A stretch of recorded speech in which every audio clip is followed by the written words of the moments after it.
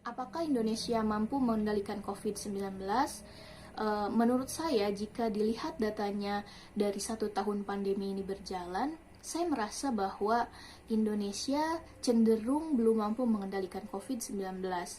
Hal ini dapat dibuktikan dari laju penambahan pasien positif COVID-19, di mana angka kematian akibat COVID itu sendiri semakin hari justru semakin bertambah.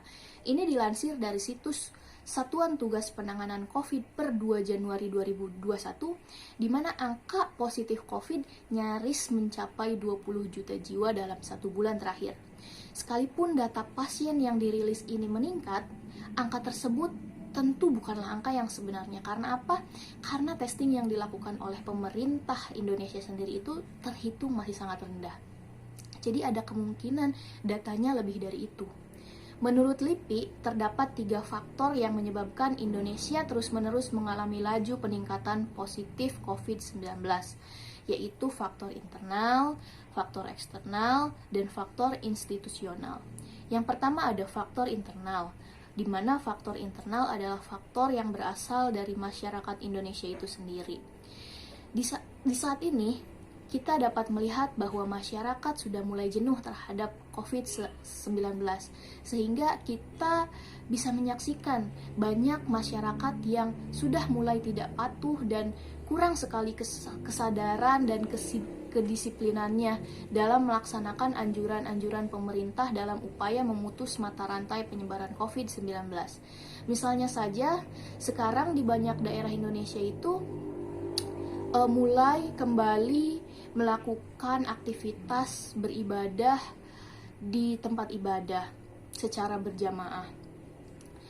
Di daerah dengan kultur agama yang sangat kuat, justru menganggap bahwa kematian itu bukan disebabkan oleh COVID, melainkan oleh kuasa Tuhan. Salah satu contoh yang paling kecil mengendurnya kedisiplinan masyarakat yaitu dalam penerapan 3M, mencuci tangan, memakai masker, dan menjaga jarak. Yang kedua, faktor eksternal, yaitu faktor di mana banyaknya media yang tidak kredibel mempropagandakan hal-hal yang membuat masyarakat justru semakin resah akan hal ini. Bahkan ada beberapa pihak yang secara lantang bersuara bahwa COVID-19 adalah sebuah konspirasi. Menurut saya pribadi, terlepas dari betul atau tidaknya COVID itu konspirasi atau bukan, yang saya lihat realitasnya bahwa ancaman COVID-19 itu nyata dari banyaknya pasien yang terus bertambah setiap harinya.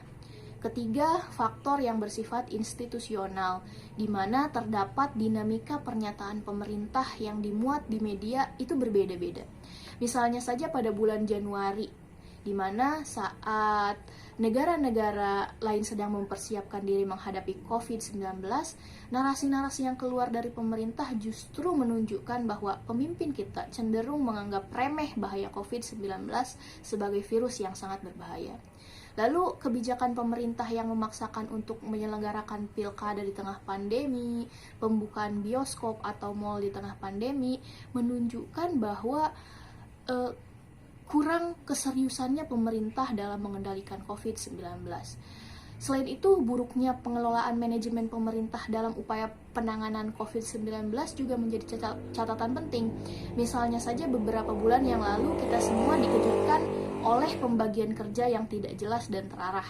Salah satunya di mana Luhut Binsar Panjaitan yang notabene adalah Menteri Investasi ditunjuk oleh Presiden untuk menangani pandemi COVID-19. Hal ini menunjukkan kekacauan dalam pengelolaan pengendalian COVID-19. Ini menunjukkan bahwa pemerintah memang sedari awal tidak siap dan tidak mampu mengendalikan COVID-19.